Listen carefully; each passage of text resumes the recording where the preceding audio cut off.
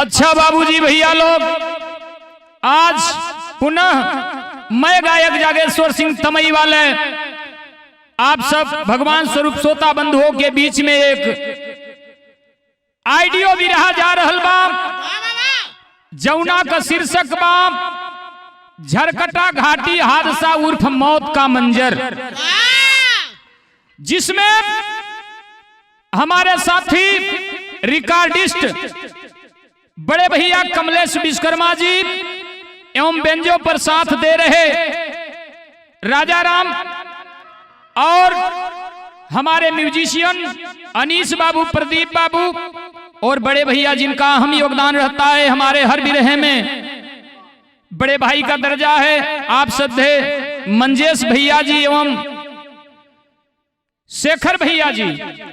तो आइए आप लोगों के बीच में बिरहा की ओर लेकर चलता हूं। आशा नहीं पूर्ण विश्वास है आप लोग अगर सुनेंगे तो आपका हृदय विदीर्ण हो जाएगा।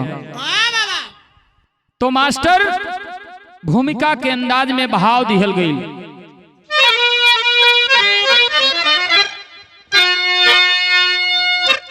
अरे विधाता तुम्हारी अजब चाल है,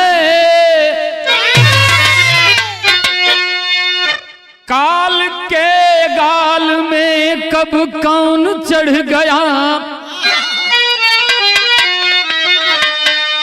सोड़ित की सरिता में लटपट है मानव, देख दानों भी संकोच में पड़ गया, बुलबुला बुंद है जीव जीवन सभी, लिख दिया उम्र ब्रह्मा ने सबका कभी का, कर्म ही धर्म है मर्म जाने ना कोई, कभी सूर्यनाथ धन्य लीला प्रभु का।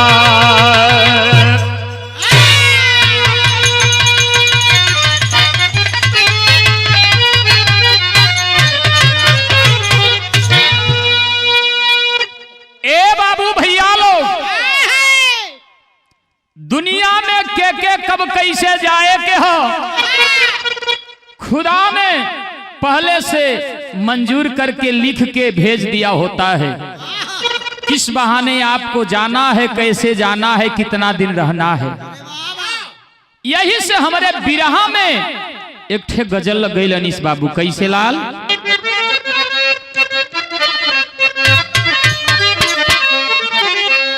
अये खुदा तेरी रहमत कहाँ है,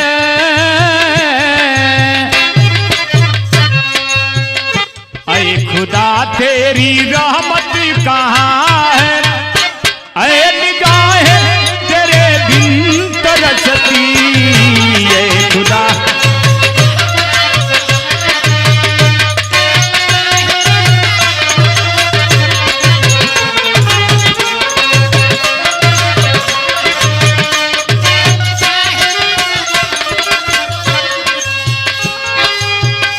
अये खुदा तेरी रहमत कहाँ है,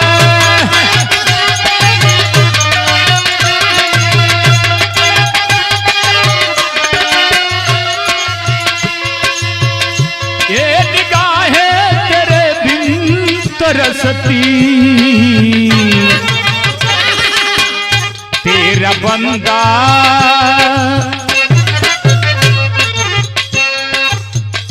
तेरा बंदा तेरे द्वार आया, तेरी रहमत कहाँ पे बरसती, तेरा बंदा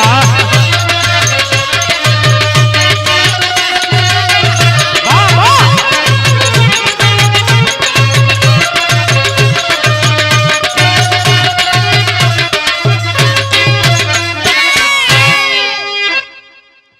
ए भैया इत गजल रहल, लेकिन ऐसे सुंदर बिरहा के देखते हुए कवि जी बड़ा संजोग के बिरहा के अंदर भाव दिलन। दिल दिल से अगर मिल गया तो रोक सकता ना कोई किसी को। दिल दिल से अगर मिल रोक सकता ना कोई किसी।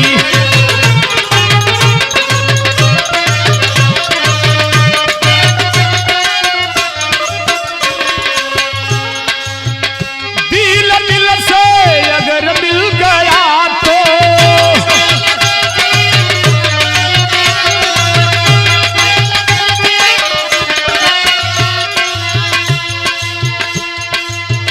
रोक सकता ना कोई किसी को। जिंदगी का ठिकाना नहीं है, जिंदगी का ठिकाना नहीं है एक दिन जाना सभी को।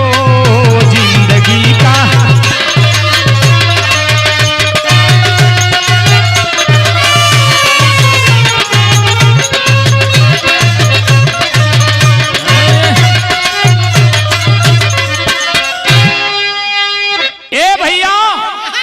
ए दुनिया में केहू रहे नहीं आलबा, एक न एक दिन सब केहू जाई।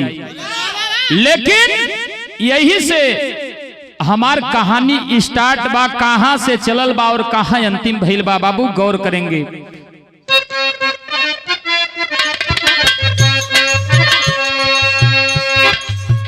मध्य प्रदेश जिला सिंगरौली की कहानी है। गेरुई ग्राम बगडेवा में खानदानी है।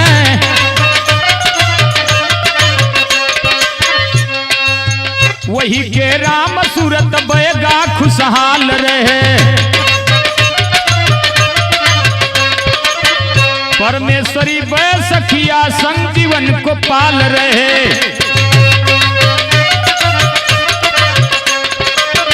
परमेश्वरी के 3 पुत्र गोदी के सुगनवा हो। अमरलाल सत्यनारायण मनोज वीरनवा हो। पिता राम सूरत के दिल में उद्गार हुआ। करूं बेटे की शादी मन में विचार हुआ। 2009 में तब लगन धराए हैं। बेटा अमरलाल को सेहरा सजाए हैं। बेटा अमरलाल को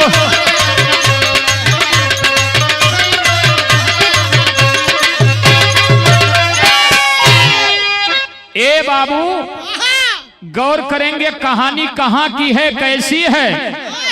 पंचों ग्राम पंचायत गेरुई ग्राम बगडेवा कर रहे वाला राम सूरत बैगा, जिनकर 2 मेहरारू, बड़ी मेहरारू परमेश्वरी और दूसरी मेहरारू बैसखिया।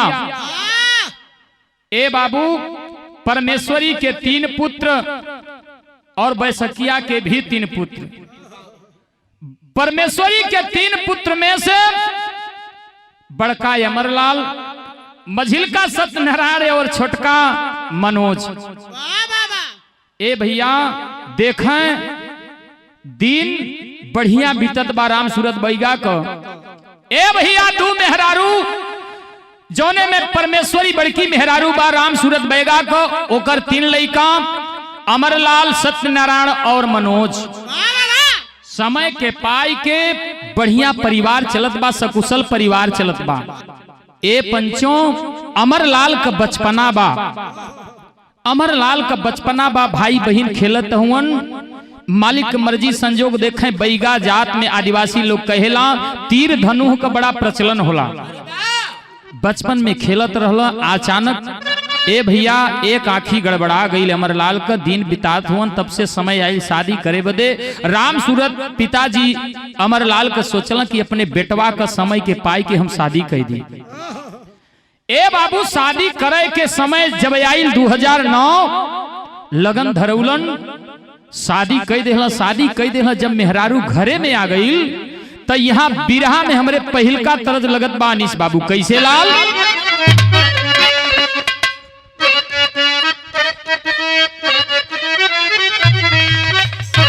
तरज है बा कौनो औरत कहले बा, ए राजा जी, हे सैया जी, हमार प्यार तोहरे से कम ना होई, लेकिन ये काम करे के होई। कहत बा औरतिया,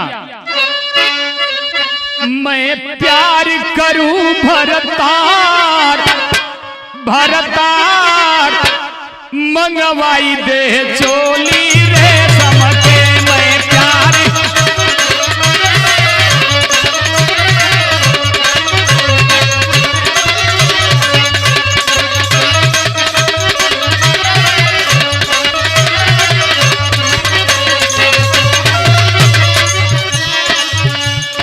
लेकिन भाव में बतावल गई दुल्हन सुखवंती नाम का दुल्हन अमरलाल के घरे आइल। अमरलाल और सुखवंती का दिन बढ़िया बीते लगल। मालिक की मर्जी एक आंख तो ना रहल, लेकिन बढ़िया सुंदर मेहरारू पौलन और दिन एकदम मस्त बीते लगल। दुल्हन घरे आइल तो कवि जी भाव लिखत हुअन, अगना भइले गुलजार गुलजार, गुलशन में प्यार का फूल खिले। अगना भइले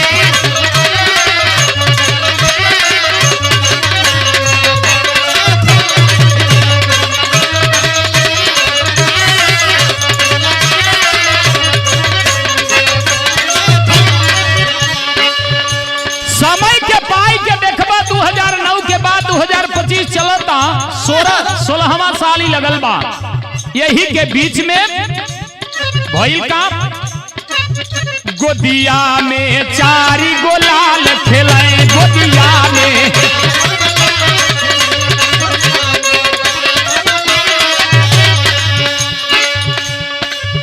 हंसी खुशी में सुबह हो शाम ढले। हंसी खुशी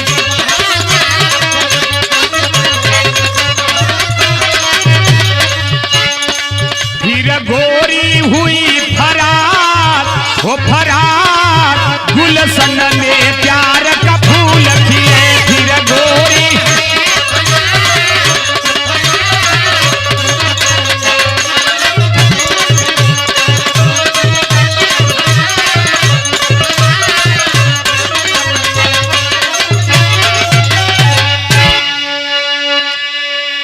ए भैया 16 साल के अंदर देखबा उस सुखवंती नाम का औरत अमरलाल का दुल्ही 4 लइकन के जन्म दहलस, जौने में एक बेटी बड़ी बेटी सोनिया और दूसर का बेटा शिवमंगल, तीसर का बेटा संदीप और चौथ का बेटा मनदीप। 4 बेटन के जन्म दहलस। 15 साल 13 साल 10 साल 7 साल बाबू ऐसे कई के 4 बेटा जब भइलन, समय के पाई के आज जब घटना ही भइल बा 15 दिसंबर के, लेकिन साल भर पहले 2024 में दुल्हन घर छोड़ के भाग गई। घर छोड़ के दुल्हन अमरलाल के छोड़ के दूसरे के साथ फरार हो गई। साल भर कैसनो बीतल। एक तय अमरलाल का दिन बिगड़ गल, दूसर लइकन के पाए के अपन जिंदगी गुजारत हुवन, बनी मजदूरी कई के अपने लइकन के पढ़ावत लिखावत हुवन। ए बाबू धीरे धीरे देखबा साल भर जब बीतल, अमरलाल सोचल अपने बिटिया और बेटोन के बुलौला, कहला बेटवा घरे रहिया बाबू लोग, तू लोग घरे रहिया, बढ़िया से खेलिया खइया, हम जातानी कमाए बदे धन जात हई, चाउर लियाऊ और आप लोगन के बढ़िया बढ़िया सामान उधरे बीच में बाजार घुरावल पड़ेला और सामान लियाई तो आप लोग घरे बढ़िया से खइया खेलिया। ए बाबू देखबो यहाँ बिरहा में तरज लिखे के पड़ल कवि के। कैसे अनीस बाबू? ये तरज बा जौना के स्वर्गीय बेचन गुरुजी गा के गइलन। गंगा जी अइली आतर पातर, जमुना जी अइली रे तरे, जमुना जी अइली रे।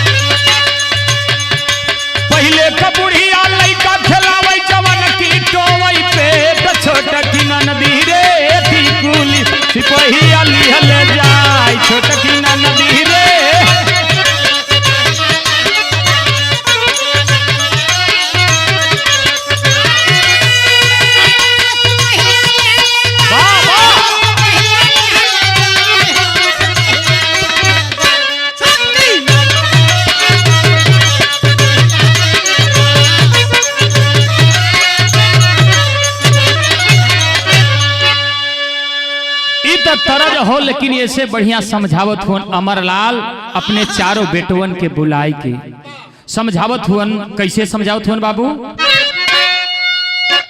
जातानी परदेस ये बबुआ कमाए के धनवा हो, कमाए के धनवा।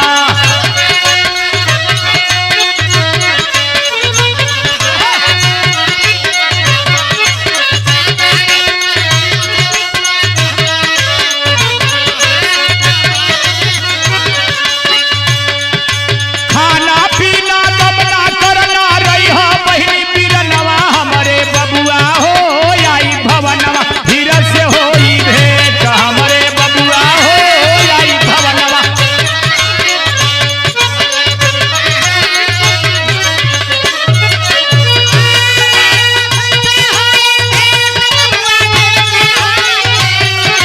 फिर से होई भेंट हमरे बबुआ हो, आई भवनवा।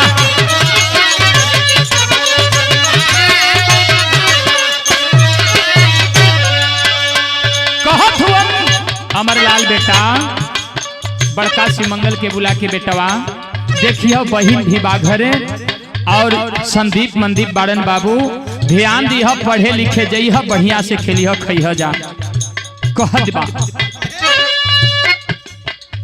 समय बलिहारी नाही घर में महतारी।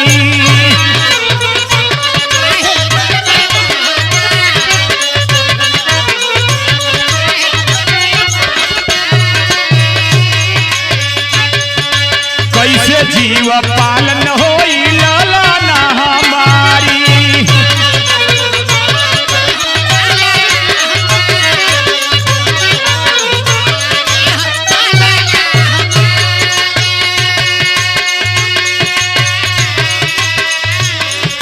हंसी खुशी में दिन बिताई हो,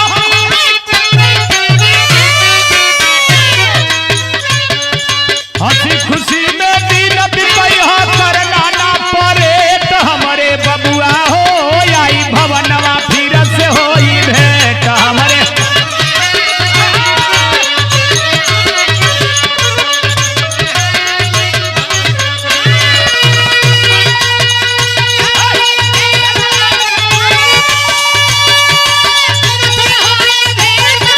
फिर से होई भेंट बबुआ, फिर से होई भेंट हमरे बबुआ हो, आई भवनवा।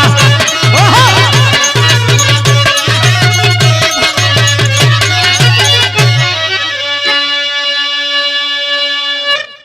ए भैया इतना अमरलाल अपने बिटिया बेटवन के समझाए के देखें और अपने भैया लोगन के समझा के कि देखी है लइकन के अब हम जातानी कमाए। और कमाए जब घरे से निकलन बाबू, घरे से निकलन तो गैला कहाँ कमाए बदे? उत्तर प्रदेश की धरती मैना गोसाई, ग्राम मैना गोसाई, थाना लालगंज मिर्जापुर। कमाए बदे गैलन, 40 दिन तक मेहनत कैलन, धान कटवौलन, दौरी मिजनी कुल करवलन और साथ में और साथी रहलन। ये विवरण आप लोगन के आगे मिली, लेकिन दौरी ओसौनी करा के अपन बनी मजदूरी लेके पिकअप से लाद के 15 दिसंबर के चलल हुवन मैना गोसाईपुर से। चललन करीब रात 9 बजे के लमसम। ए बाबू जब वहां से चललन तो यहाँ बिरहा में कवि जी तरज लिखलन का बाबू? अरे सनन रतिया करे, अरे सनन रतिया करे, डोले ना पावना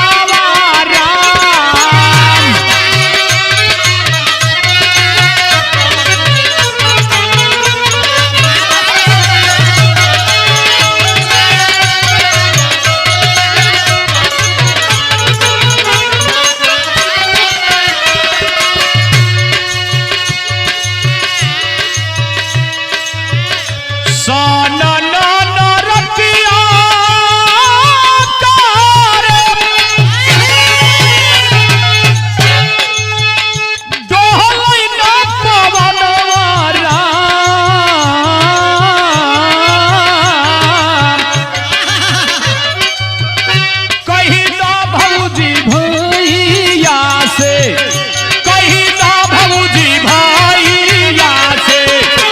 कई दे तन गावना राम।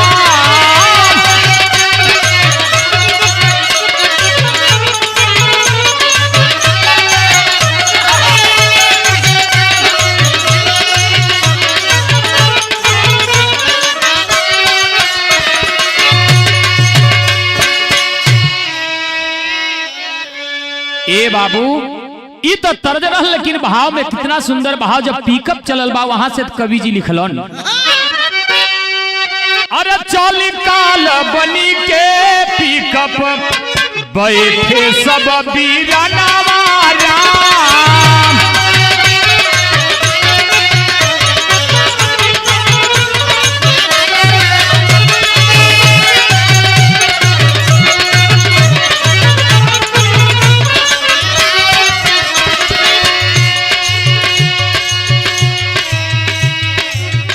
चाली काल बनी के पिकअप बैठे सब बीरनवा राम।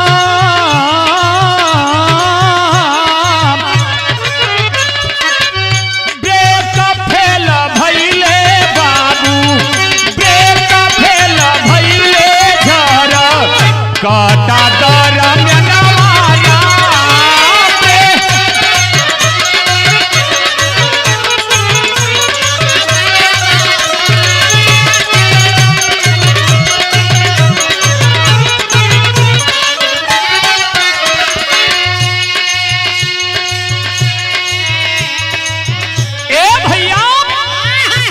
पिकअप जब मैना गोसाई थाना लालगंज से चलल बा, झरकटा घाट यूपी एमपी का बॉर्डर है, जेके हमरे क्षेत्र का लोग बरदहवा घाट भी कहेलन। जब वो घाट में वो पिकअप पहुंचल बा, देखन मालिक के शायद मंजूर ना रहल, पिकअप का ब्रेक फेल हो जाता है। जब ब्रेक फेल हो गई, सबसे बड़ा मोड़ है और बड़ी ओल्हाई है, वहीं पर जाकर वो पिकअप का ब्रेक फेल भइल बा।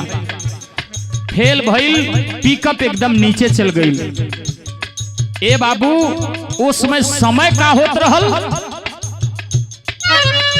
15 दिसंबर 11:30 बजे रतिया।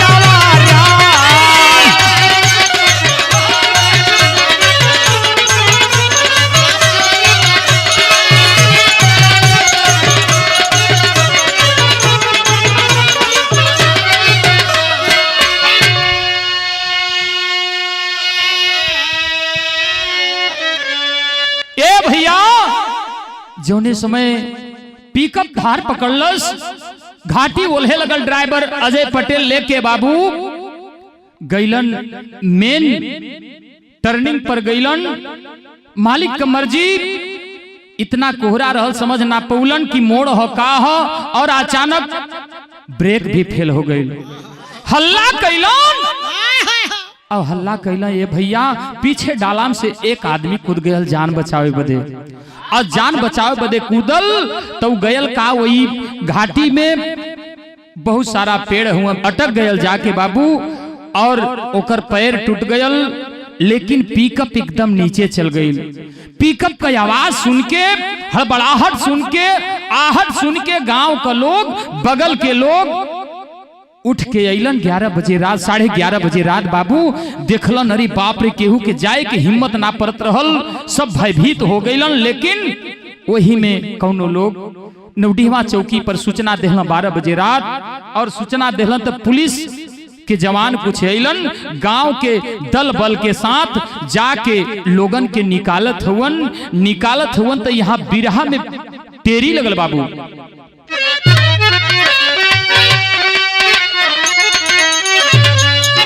अरे रचाया यमन साजिश मौत का, माया पार ब्रह्म से पार कोई ना पाया।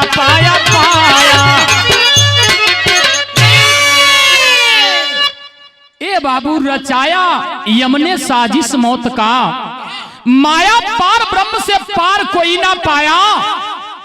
ए भैया, जब उनके मंजूर हो जाई, जेके जय दिना के लिखले हुई हन ते तई दिना रह सकेला पंचों। लेकिन देखें लोग करत का हवन, और वहां का लोग 4 लोग तो मर गए ऑन द स्पॉट, लेकिन 4 लोग जौन बचल हुवन और गांव के लोग जब जुटलन तब भइल का विदेशिया के भाव में कहल गई।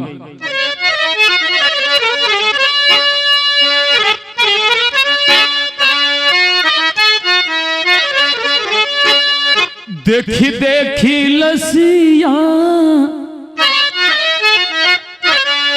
बिहारी गईली छतिया, गौआ गिराव जूटल, पाई के खबरिया, बहिन बिरनवा रोवई, वही झरकटा के लोगावा,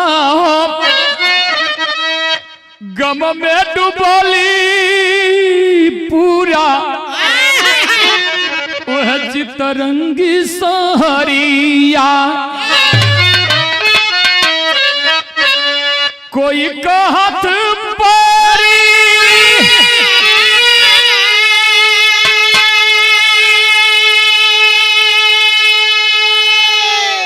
ए बाबू टूटली कमरिया,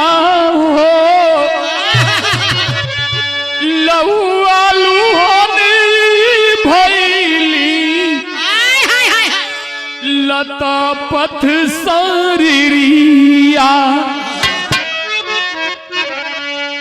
तलसिया उठाई चला पुलिस का जवानावा हो, रोवेली सुहागिनी पाई, पिया के खबरिया। ए बाबू, 4 लोग जवन बचलन उहो रोत हुवन, हाय भैया लोग ई का भइल मालिक। शासन प्रशासन जुटल, सब रोवे लगलन, हादसा देख के सहम गयल गांव, पूरी चितरंगी में दहशत मच गई। आखिर भइल कैसे, का देखे के मिलता मालिक। ऐसन 2025 चलत बा। ए मालिक के सन में तमाम घटना, तमाम अंजाम ऐसन देखे के मिलता। आखिर दुनिया में होत का बा। ए बाबू, जब जवान चितरंगी पोस्टमार्टम के उल्लास ले गईलन और जवन लोग बचे रहलन 4 लोग, वो लोगन के बैठन ट्रामा सेंटर में भेजल गई। वो लोग तो खतरे से बाहर हैं, लेकिन जेकर मौतिया भइल पोस्टमार्टम भई के घरमा लसिया आइल बा, तो देखें वही मरे वालन में उहे अमरलाल का लाश बा, अमरलाल बैगा का, जौने अमरलाल का मेहरारू साल भर पहले उनके छोड़ के दूसरे के साथ चल गई रहल, और बिटिया बेटवन का सहारा वही इकलौता बाप रहल। ए बाबू, बड़की बहनिया देखले बा, सबसे पहले जाय के धधाय के दौड़ल बा, अपने बाबू के लसिया पे गिर के रोई के एक ठे बात कहत बानिस। बाबू का कहतिया भैया,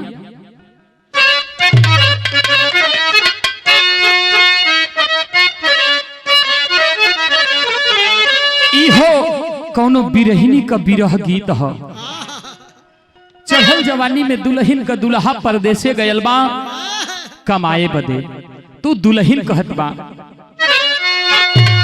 अरे छोड़ी के हम के नौकरी करेला, कितना रुपया तू पावेला।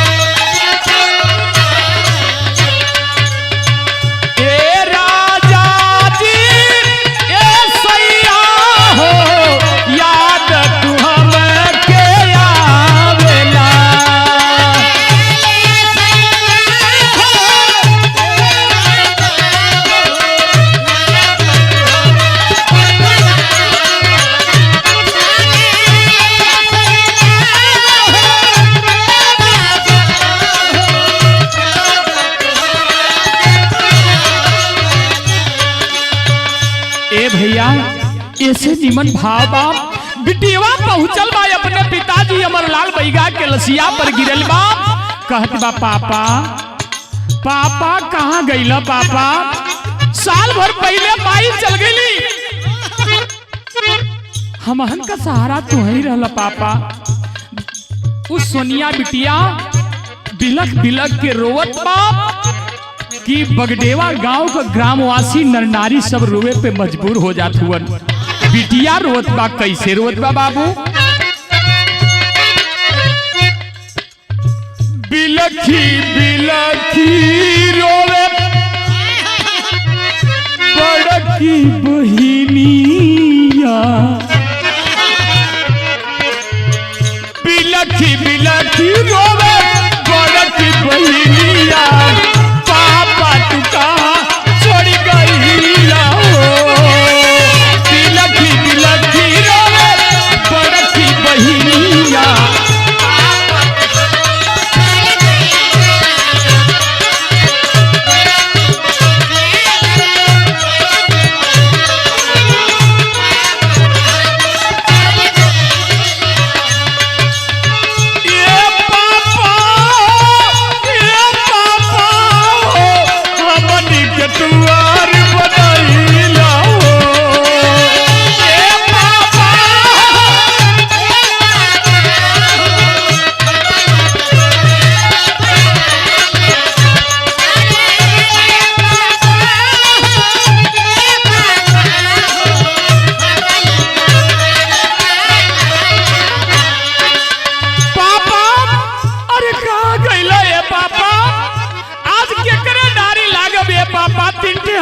छोट हमार भैया हुवन, कैसे हम लोग जियल जाइए पापा, हमारे आजी पप्पा भी ना हुवन। राम सूरत बैगा 5 साल पहले ही दुनिया छोड़ के गईलन, और जवन परमेश्वरी आजी रहल 3 साल पहले गई, आजी बब्बा भी ना हुवन, केकरी डारी लागब ये पापा। बिटिया एक लाइन और कहत बा, साल भर पहले माई चली गईली,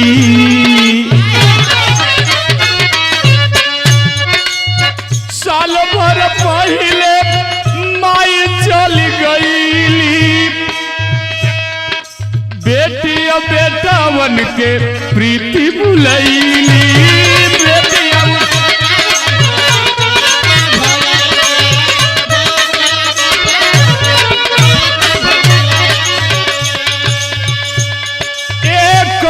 तमाई बिना ये बिहरल छतिया।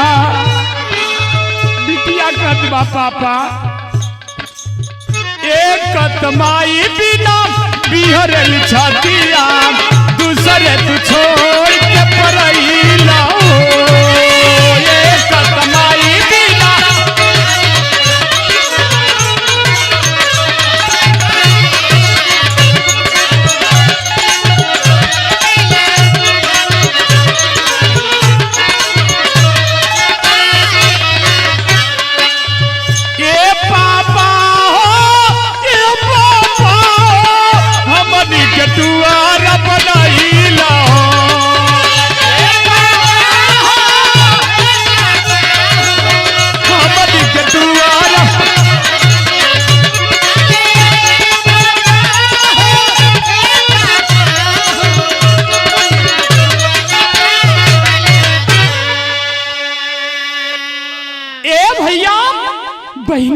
कितना गलत पापा, अब क्या करे दारी लागब एकदम माई का याद सतावे ले हो पापा। बिटियन बदे अगर मतारी घरे में न हो तो ये बाबू ओकर दुनिया में क्यों नहीं।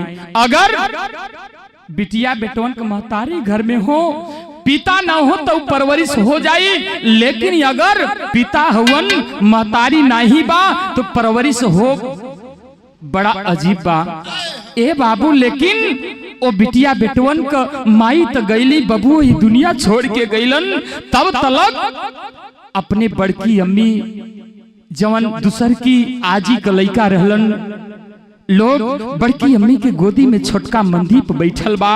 कहत बा अम्मी काहे हमार दीदिया रोत या अम्मी। ऊ महतारी कहत बा बेटवा अब तोहर पापा ये दुनिया में नहीं हुवन, तोहके अब शांत हम लोग हई, तोहके सांत्वना देवे बदे, तोहके खियावे बदे, जियावे बदे अब कुछ मत करी है, चुपचाप पढ़ाई लिखाई कर बाबू, हमन तो हर सेवा कइल जाई। लेकिन मनदीप जब इतना सुनलत पापा हमार ना हुवन करे अम्मी, पापा हमार धान काटे बदे गयल हुवन, पापा हमार ऐसे आल हुवन, ई बंद कैले हुवन लोग, काहे पन्नी में बंद कैले हुवन।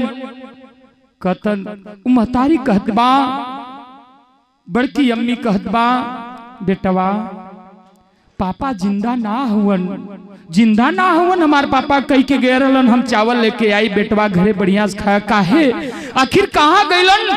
कहलन ए दुनिया में ना हुआ मर गईलन। ये बाबू लइका रोई के और जाय के पकड़ के अपने बहनियों के पकड़ ले बाबू के लसिया पे गिर के और कहे लागल एक ठे बात अपने बाबू से, कैसे बाबू पहपट में भाव दी हो गई।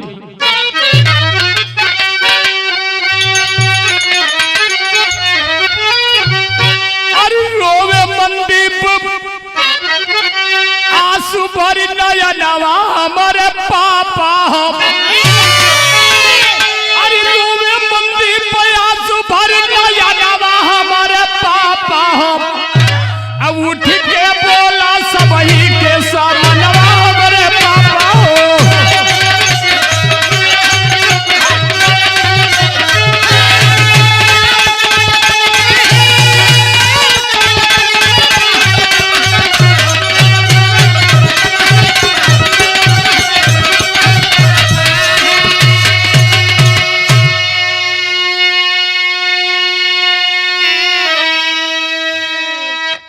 भैया शिव मंगल संदीप रोवई वे पीट पीट के छतिया हो, अब कैसे जियल जाई तोहार भूलई न सूरतिया हो। अरे सुना सुना लागेला भवनवा हमारे पापा हो, औ दिल के ये सपनावा हमारे पापा हो। ए बाबू तीनों लइका शिव मंगल संदीप मनदीप छाती पीट पीट के रो लगलन हमारे पापा, पापा ये दुनिया में ना हुवन, कैसे हमन का जियल जाई। बहन हमार हमन से बड़बा 2 साल में 3 साल में अपना घरे चल जाइहन। ए लोगन ए चाचा लोग भैया लोग कैसे जियल जाई हो बाबू, करेजा पीरल जात हो गांव वालन का। लेकिन देखें ढाढ़स बदहुला कैसनो, यहाँ से हमारे बिरहा में आल्हा के अंदर प्रमाण लिखल गए बाबू कैसे।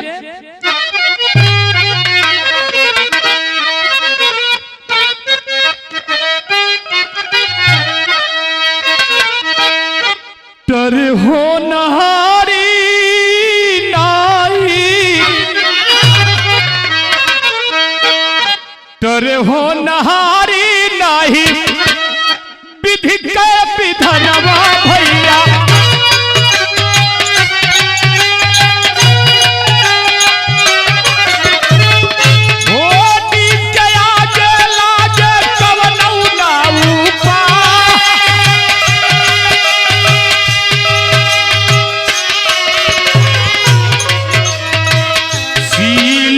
लालू सूरज अमर लाल भई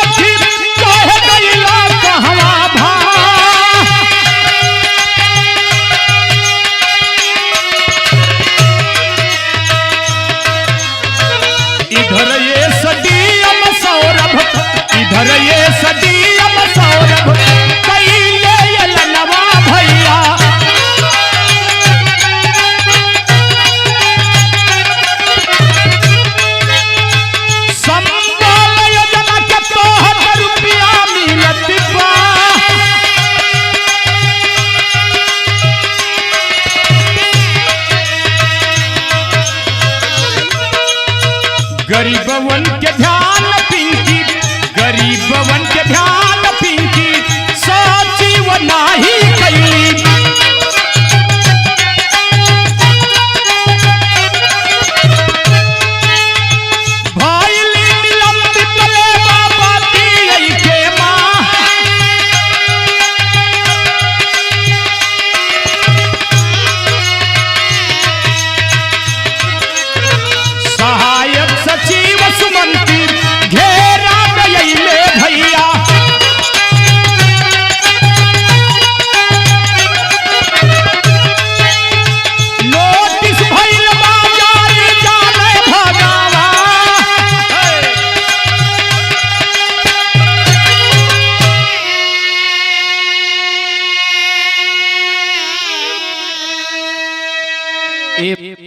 ए भैया, हर सब लोग अपन घरे में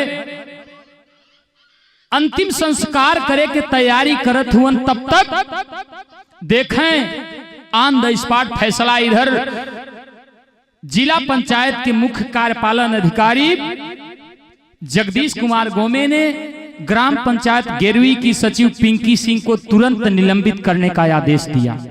लेकिन जो सहायक सचिव थे, रोजगार सचिव सुमंत कोरी ने, उनको नोटिस जारी की गई, अभी घेरे में हैं, बचते हैं या निलंबित होते हैं ये भगवान जाने।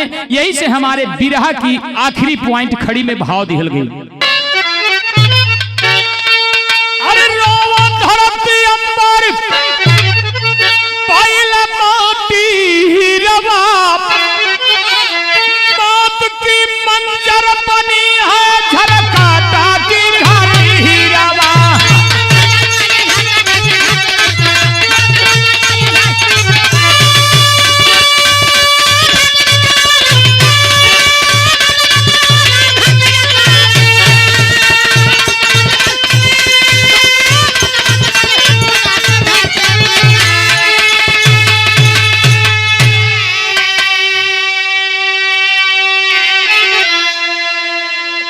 अरे राज्य मंत्री राधा सिंह आश्वासन दिए जाई, अमृतक परिवार से कहेली समझाई, छलके आंसू दुखवा के बाटी रवा,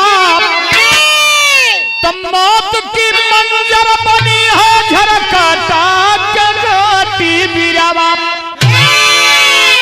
ए भैया, जिस समय अंत्योष्ठी संस्कार की तैयारियां हो रही थी, मौके पर अपने मध्य प्रदेश की आदरणीय राज्य मंत्री राधा सिंह जी जाती हैं, तमाम आर्थिक सहयोग भी करती हैं और मृतक परिवारजनों से मिलकर के सांत्वना देती है, ढाढ़स बंधाती है और ढाढ़स बंधा करके चली जाती है। लेकिन मैं अपनी पूरी टीम की ओर से उन मृतक आत्माओं को क्या कहना चाहता हूं बाबू। अरे मृतक आत्मा को मेरा सत सत नमन हो, मोक्ष मुक्ति दिया भगवान श्रद्धा सुमन हो।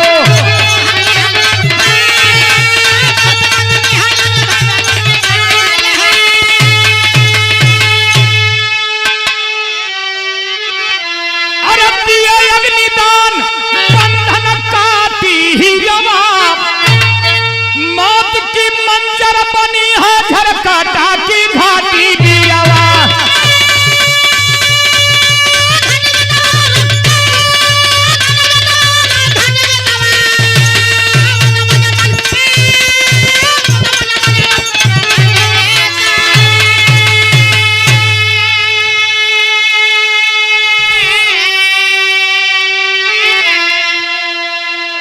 ए भैया, इधर सब लोग चले जाते हैं, आखिरकार उन मृत आत्माओं का, मृत शरीरों का दाह संस्कार परिवार के लोग करते हैं। और यही से हमारे बिरहा का आखिरी भाव गुरु घराने का परिचय। लेकिन मैं निवेदन करना चाहूंगा साथियों, परिवार को दुख से उबरने की सांत्वना दें। मालिक जहां भी रखें उन मृत आत्माओं को अपने चरणों में स्थान दें। और निवेदन है, इस बिरहा को जरूर आप लोग प्यार दुलार देना और व्यास जागेश्वर सिंह म्यूजिक को लाइक सब्सक्राइब जरूर करना, साथ में बेल आइकन जरूर दबाना ताकि अगला नोटिफिकेशन आप तक पहुंच सके। तो आइए आखिरी भाव में कैसे बाबू। गुरु बिहारी गुरु गणेश डूब गए हैं गम से, कभी चंद्रिका सूर्यनाथ कहाँ आंसू बहे